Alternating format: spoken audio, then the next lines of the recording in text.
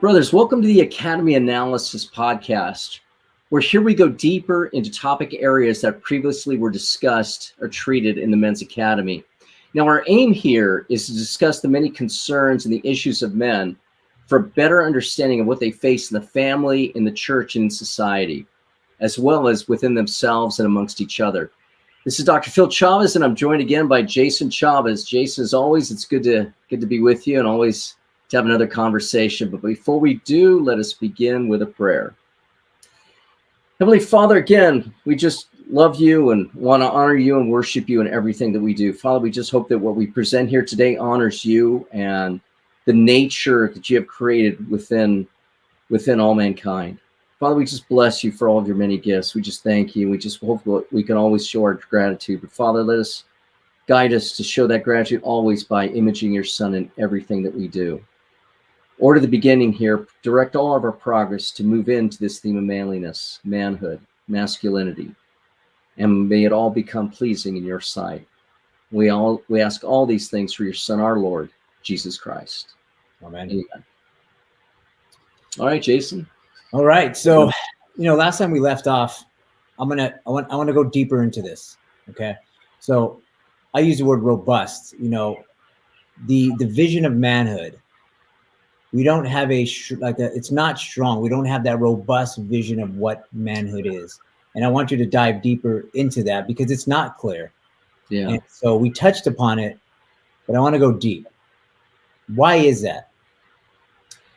Well, first of all, I think out the gate, one of the reasons we've lost a kind of a sense of it, which we started talking about, a big part or a navigational device of that was not just understanding as one as the beloved Son, but understanding a man's orientation to be a father.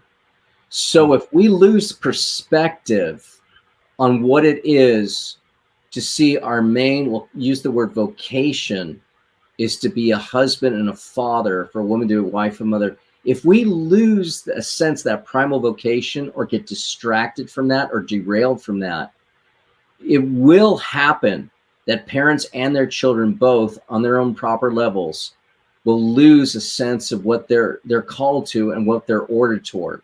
Because once we understand we're to be directed toward become husbands and fathers, that tends to navigate everything that we do. And if we see that really is important. So what's happened, we've fallen into a pattern of life now where we think more about, let's just use the word professionalism and profitability. And those things seem to be the guiding lights for how we raise children today. It's especially in middle class and upper class, it's all about, make sure my child's well prepared, educated, so they get into a good college, they get a good job, so they're secure whenever they decide to do, et cetera, et cetera. And after so many years doing that, then they can finally settle down and have a family. Well, the problem is that vision, as most people have directed it, keeps or derails the male and the female both from that healthy understanding. So I think that's one aspect. And again, we talked about that aspect of that faith navigation. I really believe that a man will not find himself oriented well if he doesn't understand he's a beloved son, because then he doesn't understand that his faith is based upon a father-son relationship. That's at its foundation. And so even on the supernatural level, somehow if we miss even a good healthy sense that the supernatural journey is about supernatural fatherhood, that will even touch our understanding of and our embracing of even natural fatherhood as well.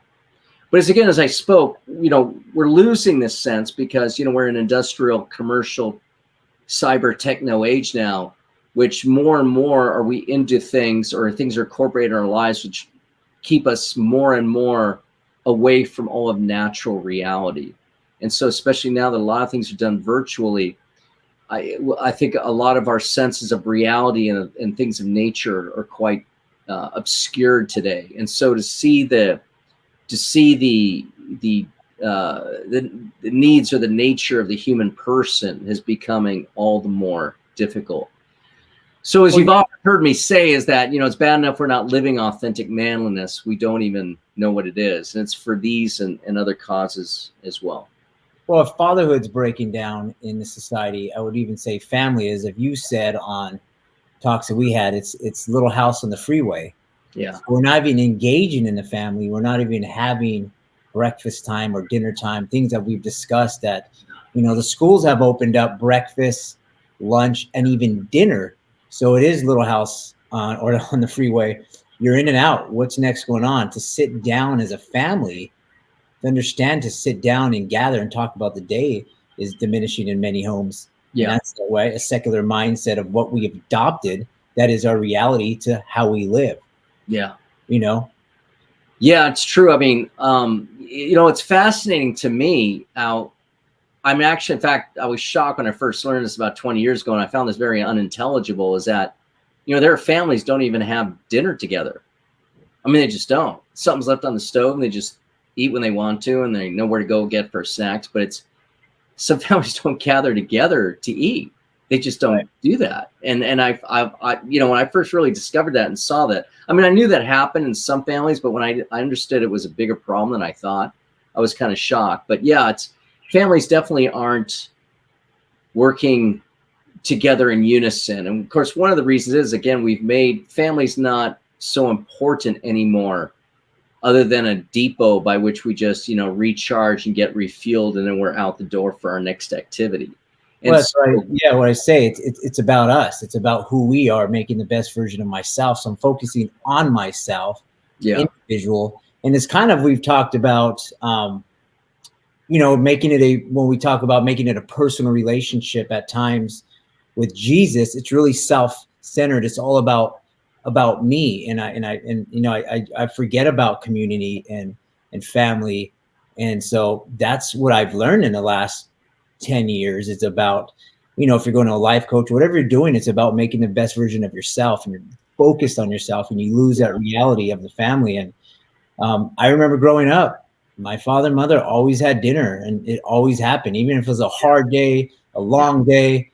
I remember my father coming home and he had this same barbecue chicken with corn and a box mashed potatoes. And I look back, a box mashed potatoes. But he always had that dinner time when we sat down and had that.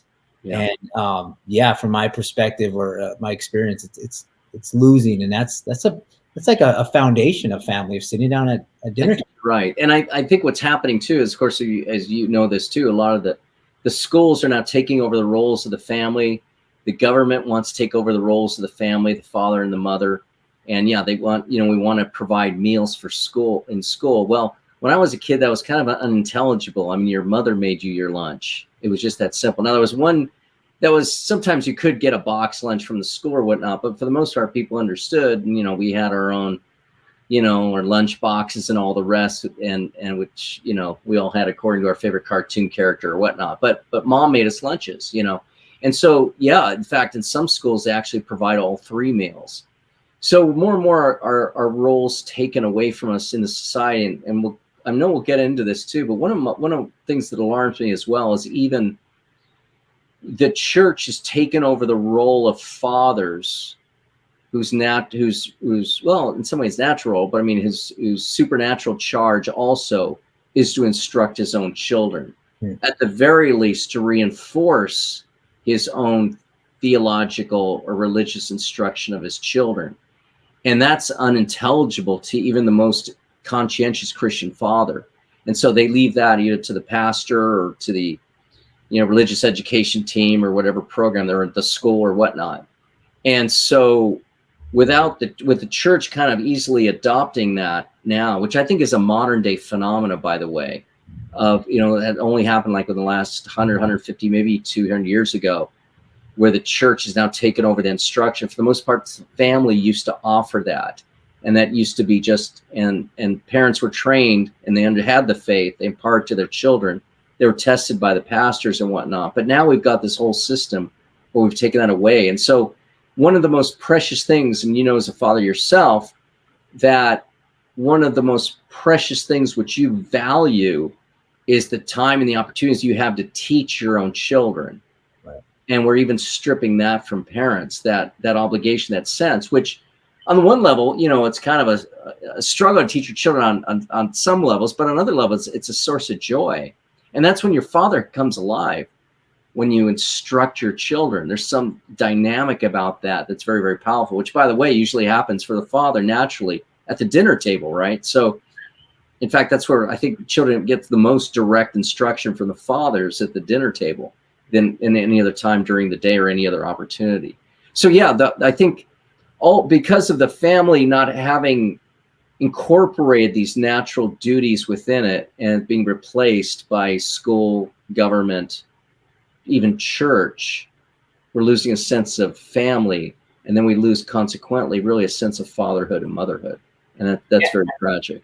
Yeah, and I don't even fathers knowing that they need to strive to come home and teach their kids after, 1 day a week, strive for that. That's strive for that. I have failed at that, to come home and teach my children and my wife about the faith. That's my role. I'm the father. I'm the patriarch. That's my role. Whatever I've learned and studied to teach my wife. And at times I've seen you leave it to the church, you leave it to the homily, and you get on with your life. Even on a side note with that, the power that I've learned that fathers, again, this is my experience. It's not worldwide here. This is my experience of the periphery of men that I know or got to know is even knowing that the power of the blessing that the father should every night, of blessing the home, blessing their wife, blessing their children. Sure. That's powerful. Yeah. And fathers have lost that. Yeah. The biblical blessing, whatever you want to call it, the father's blessing over the wife and children is lost from my experience. So that kind of goes with the teaching, I believe. And I just wanted to bring that up. If you have any thoughts on that. Yeah, again, and so what's happening there too is that, those things should be encouraged by pastors who, how would I say, and I'll use the common word, empower the fathers in their parish to do these things. And this is where pastors have not really bestowed. I mean, I hear pastors sometimes berate fathers, but I've never really had a pastor, healthily train like groups of fathers and what it was to be a man of God and a head of the home. So, and blessing your children is part of that. And it's, in some ways, probably the most saddest element of all. It's one thing to talk about other entities in society taking the role of parents, but it's really terrible when in the church, who should have the truth, doesn't have it enough to see its role in the proper instruction of fathers to lead their families. Yeah. I think that's especially tragic, because we should, if anything, we should have that truth. We should have that dialed in real well, and that actually exercised in churches. Right. And generally it's not. Well, that kind of goes back to the question of, we're speaking about manhood. I want to go over the differences in this. I've had this with conversations with men, and I probably cannot not articulate it perfectly. So I'm going to ask you here, what is the difference of manhood, masculinity, and manliness? And I would even say, this is a question I want to go into on another talk. I'll bring it up now. Is we talk about having masculine identity, so in those areas is a man has a masculine identity. So what are those areas of manhood, manliness, and masculine? Can you break those down of understanding who we are as men in society right now in our faith? Yeah, that's a good question. So far as it is true that we actually use those almost exchangeably, right? Right. In conversation. Now, distinctions in some way that's not wrong, because in some way they all point to kind of a same reality. That is what belongs to a man, right? So in some way, generally speaking, it's not so bad. I don't see it that alarming. But when we do speak about manliness, we're speaking about the virtue. That is how to act like a man. All right. Now, masculinity would be, we would say that or speak that of man when we talk about the aspects or the behavior of the roles that pertain to a man. Now, manhood, I believe, is more encompassing of kind of everything that pertains to a man. So it's not only a matter of the virtue of manliness, how he's to act, but also that masculinity, those attributes, behaviors, and roles. But in manhood, we can add to that identity, what it means to go to identity, which is found in relationship. And so within that, so when we talk about that masculine identity, well, there's ways we could use the term identity. I'm talking, I use oftentimes in terms of the person, and identity as a son or a brother or a father or whatnot. But masculine identity could some way mean those things which identify oneself as a man. It could be external qualities or whatnot, which should be visible. And so it's a shame now that people are so, how would I say, confused or in denial that there are such characteristics or qualities physiologically that we now deny in men and women. So usually it's pretty much visibly obvious, 99.9% of the time, if we're looking at a man or looking at a woman. Now that's changing today's day and age, and we'll go into that later. But manhood is more of an encompassing word. That's why I like to use it more than I don't like to use the word manliness. That's why I like to use the word Catholic manhood. Not, I've used masculinity. I've used manliness. And they're not improper, but manhood seems to be more encompassing about everything that's involved with being a male. Okay. Yeah. Not to get too academic here. No, it's fine. It just, it's just real powerful. One of my favorite retreats you did, you talked about masculine identity. And I didn't grasp that or understand that at first, as I was not living out my faith, that we move in a different modality as women, that we have a masculine identity. Because when you use those words, usually a guy just starts grunting or says, oh, go get an axe or go chop wood. And it's frustrating at times. It's like, no. Just when you use those terms, that's what happens, Okay. Yeah. You got to do something and go chop wood and go wrestle or do something like that when you use those words. And so I always like to, how do we break those down? And I know you go through that in your 18 pillars of manliness. You break down these pillars of who we are and our identity as well. That's great, but we get into that later. With this, as we're talking, I've heard in conversations, you talked about Marxism and how that plays a big role in our society today. Yeah. I've had many conversations where it just blows my mind of how we're living that out, and we don't even know. It's like the boiling frog, right? Yeah. We're living something out, and we don't even know what's going on and what we're doing. And I want you to get into that, because I remember the first time you told me that you could, again, correct me if I'm wrong, that the church has condemned coeducation, and that's a part of Marxism, I believe. But how that fully impacts us, and that's like a new reality or something new age that I just assumed was from the beginning of time, coeducation is normal. If it's sports, if it's martial arts, if it's school, but how it comes from Marxism and why they did that. So, can you dive a little deep into that? There's ways, I think, of understanding Marxism very simply, and then there's ways, like most things, we can understand them on a very simple level, and then we can understand them on the very complex level. Now, on a very simple level, Marxism is somewhat of a tenet which lifts more the state over church and family. And then given that has ramifications on many levels, certainly political, and has its implications economic into a kind of a socialism, but also has its implications on the family. So part of what in order to make the state supreme, which is what the end of Marxism or communism, in order to make the state supreme, you've got to somewhat crush religion and crush the family. Now, one of the best ways to crush the family is what you just mentioned, to talk about egalitarianism and making all things level and equal. And so one of the reasons why Marxism really harms the family is because we blur or dull or make insignificant the distinctions between men and women and their proper roles and the proper role of what it is to be a father and a mother. That's not something that Marxism wants to talk about. And one of the things that's most unfortunate, a lot of discussion that we hear is that we hear this discussion, well, we should talk about where we're similar and what we have in common. No, not really. We need to talk more about our differences.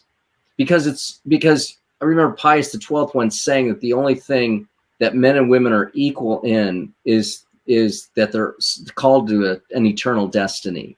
So they share that end in common. That makes them if we're to speak of equality, that's the only way we can speak of them as equal. In every other that respect, they're unequal. So it's very, very important for the proper, we use the term already, masculine identity or feminine identity. Right. It pretty much redounds to what's unequal between the two of them.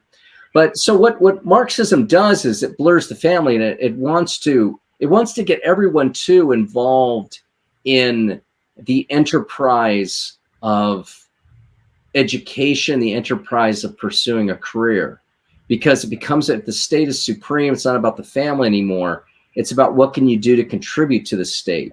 Now, we don't think about careerism so much in America that way. Careerism in America is more about, hey, what do you think you're called to? And you need to pursue what you're called to and your vocation. And we'll usually talk about that, how everybody, men and women, are just, the most important thing is occupationally. What do you want to be when you grow up? Do you want to be a doctor or a lawyer or whatever? And that's where the conversation goes, not in so much to be a father and a mother or husband and wife. And so that's very, it's very unfortunate. And so we look at things in terms of how we pursue our careers. And so we've made not family important anymore. It's more the pursuit of education and the pursuit of careerism. Now that becomes number one. And fundamentally, now we could talk about the industrial age and other contributing factors, but it's that Marxism mentality which is incorporated really during that industrial age, at least initially, at least in the late 19th century, maybe you can say mid to late 19th century, that really disaffected society. And I really believe in healthy understanding of the family, which has really been in some way the deeper cause of the problems we have today. And you even said one of their main goals, one of the main goals was to get the mother out of the home, right? Yeah. To get her working, because the mother should be home with their children for the first 4 to 5 years that I've said earlier, that I've learned that forms the character of the child, the heart.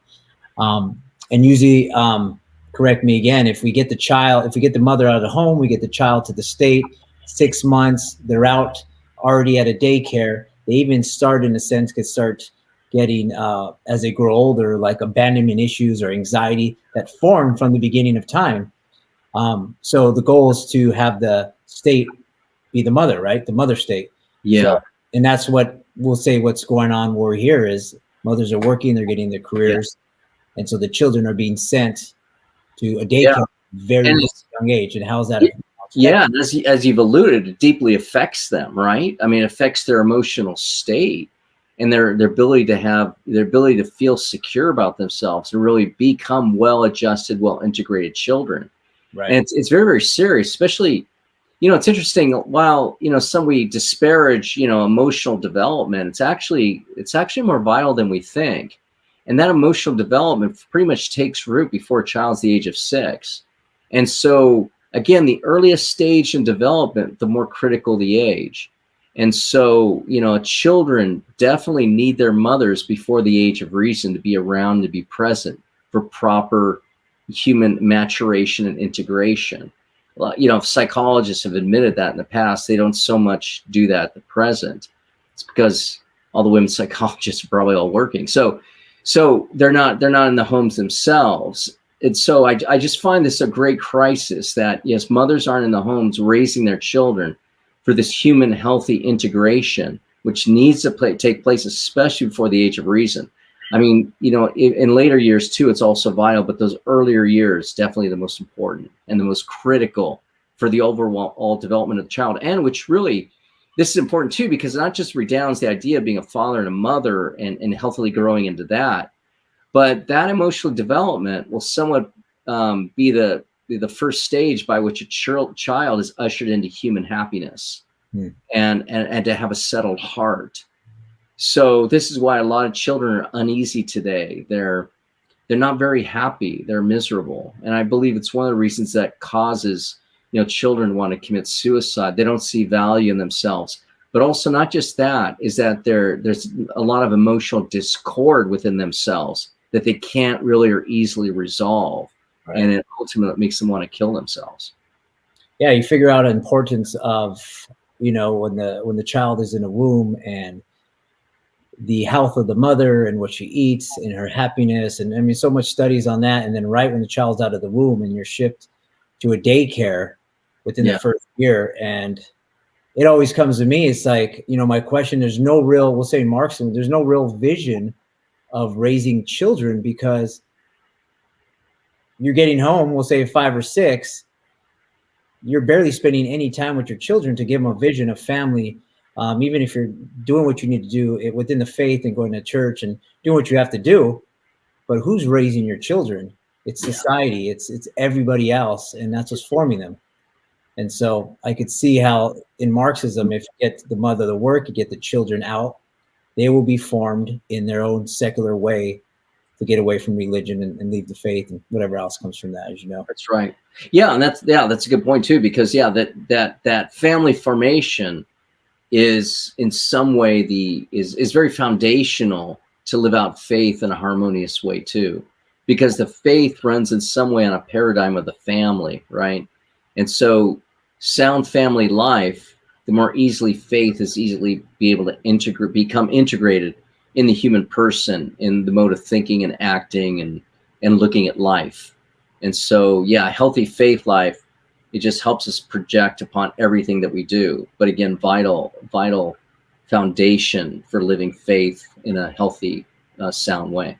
Well, when you were talking, that's what came to mind. We don't have a faith, individualistic faith. We have a covenant, a family of God. It's the church, the community, the culture. It's who we are, right? We are family, the Trinity. So it's if we don't have that, it would be harder to encompass this reality of the family of God with the angels and saints and everything. Yeah. And we grasp that if we don't have it from the formation of it, it makes it harder. Well, let's go into more particular problems. Let's dive deeper into a little bit more. Like, what more do you see? Any problems? What's going on? Well, that's a pretty wide question, because there's so many issues and concerns with manliness. But in this whole enterprise, what's a little bit frightening to me is that, if men, as we've spoken about, if they aren't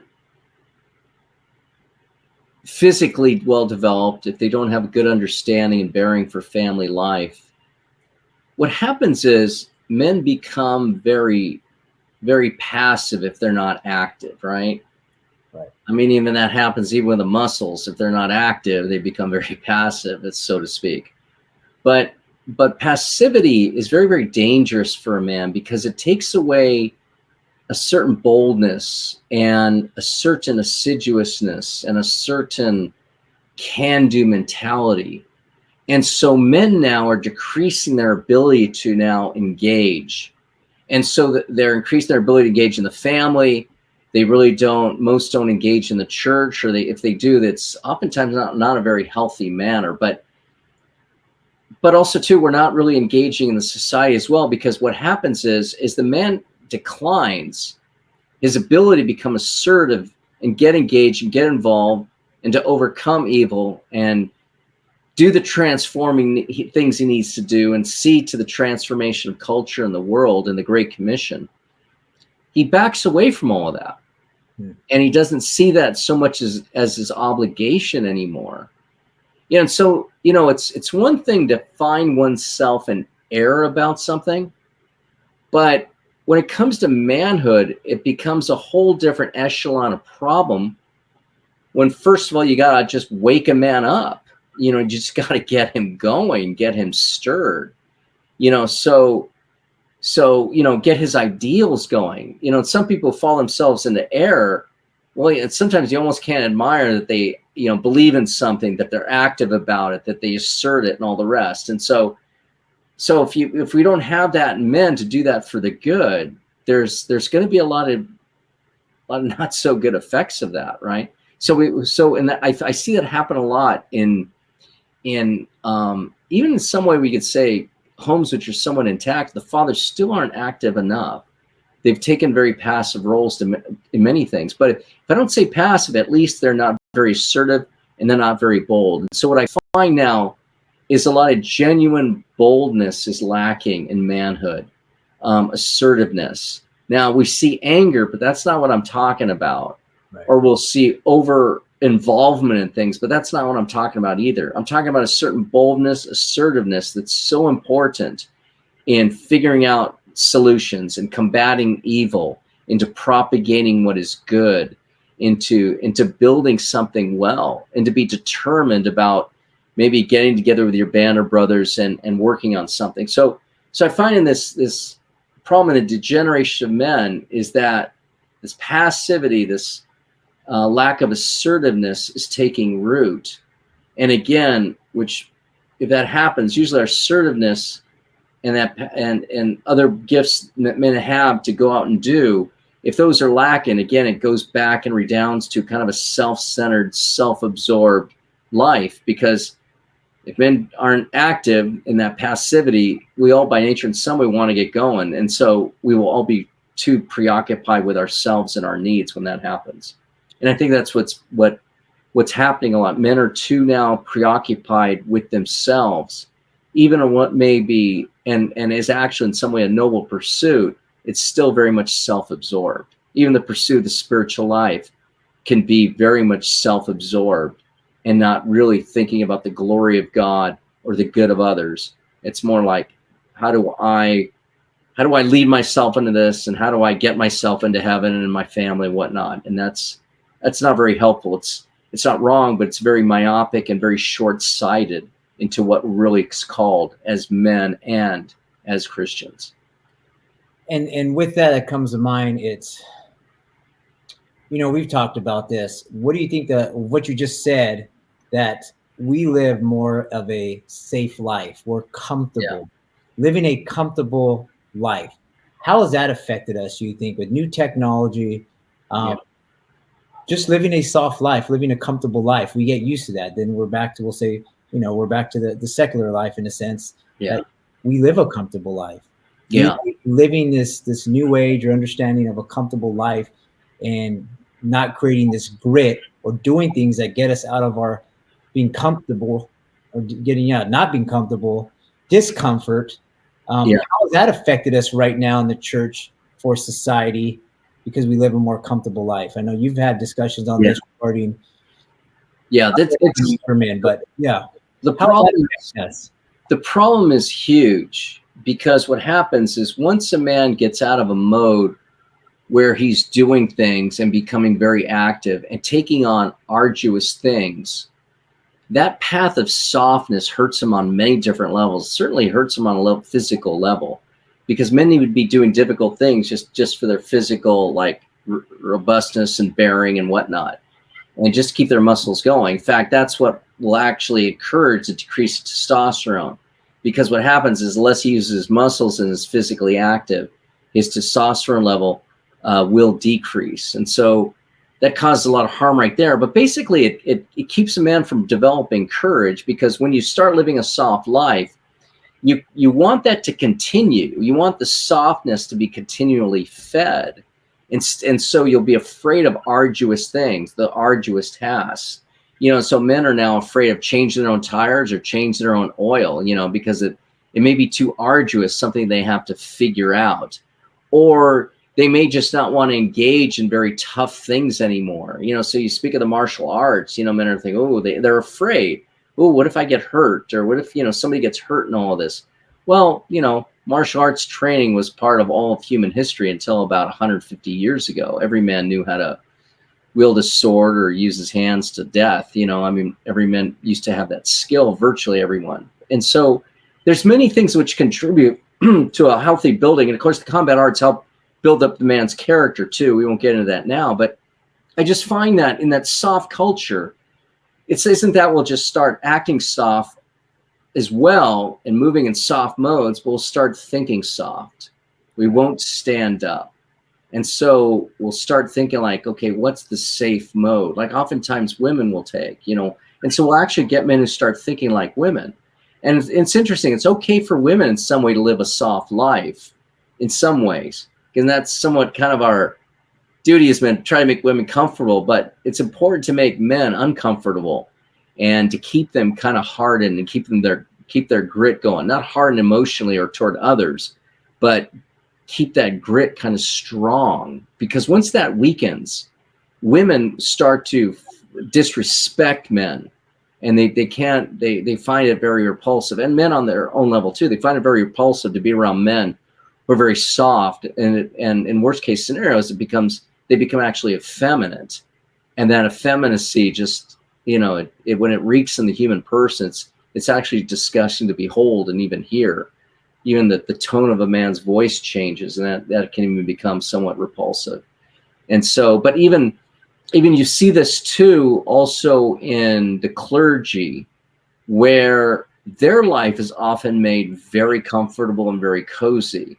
And so you'll see that even you'll see the effects on the clergy, where they won't defend those in their churches, or they won't speak the hard truths, or they just appear soft and mushy, and their theology will become somewhat squishy too. So I see this as having a great effect on the priesthood too, and that sadly passes down to the fathers present in the audience and their sons too, and then they'll fail to rise up. And the priest, he's very important for us to have a prototype of Jesus Christ, who was strong and robust, not only in his teaching, but even in his bearing, his activity. He went out into the desert. He did rough things. He was a carpenter. He used his hands. He was engaged, and did penance. And if he went out in the desert much, it means he knew how to forage in the desert, and he knew how to camp and fish and hunt. Well,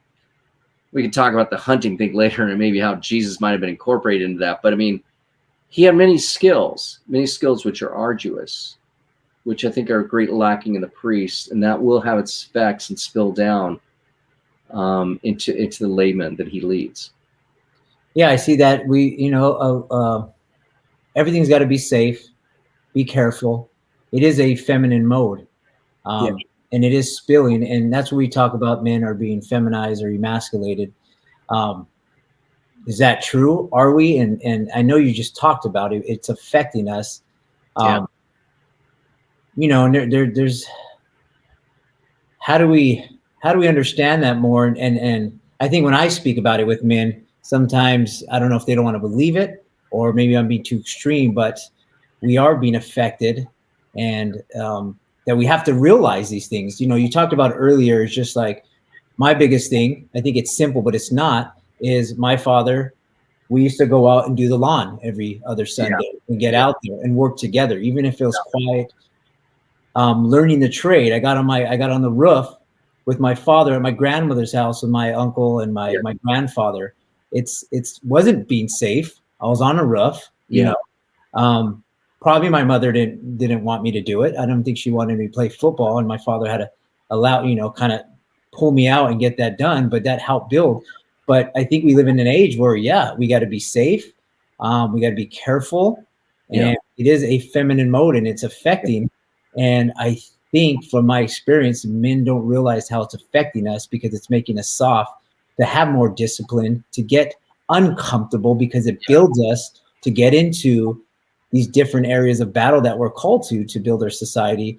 And so that, so in virtue of which, I mean, these kind of realities, in some way, men, if they're softened, they won't see them until they're pointed out, or they won't see them until something bad happens. Now I think it's important, like, at least on the physical level, it's in some way, while the physical level is on the level of being, has a lesser level than the level of the goods of the soul and the spirit, it still has a role to play. And it still, in some way, will use the term foundational or basic or core. So yes, how we take care of our physical bearing and proceed with that will affect us in the way we think, in the way we act, obviously, and the way we worship.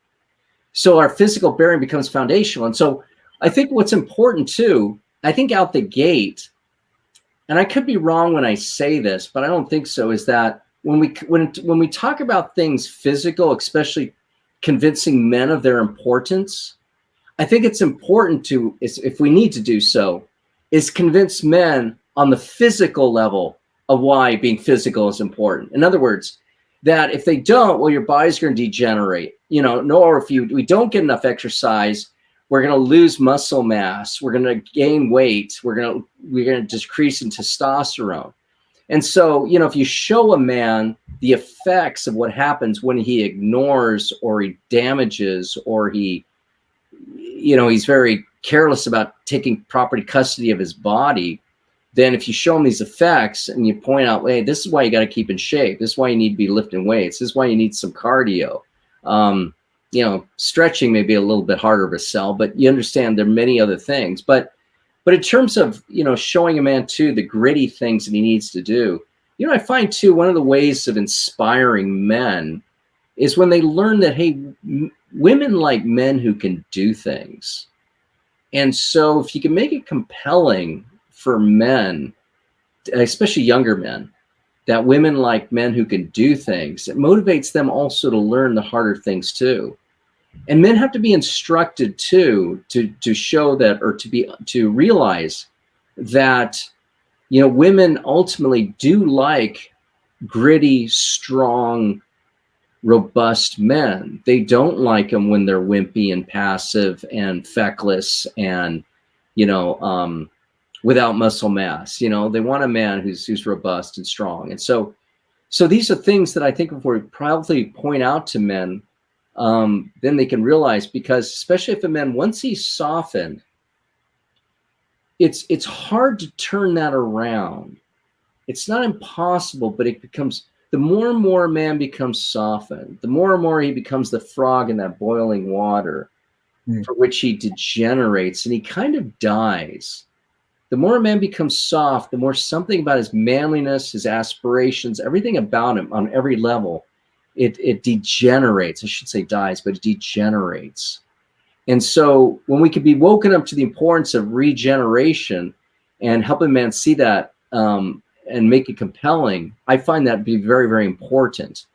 But one of the problems, like I say, is it's so important to keep men, you know, on their toes, because once they enter into that realm of softness, it's very, very hard to turn that around. And sometimes it takes much effort, or it'll only turn around when some tragedy is beset. So with that, our time's about up. Let's close with there, and we'll pick it up next time. Okay, glory be to the Father, and to the Son, and to the Holy Spirit, as it was in the beginning, is now, and ever shall be, world without end.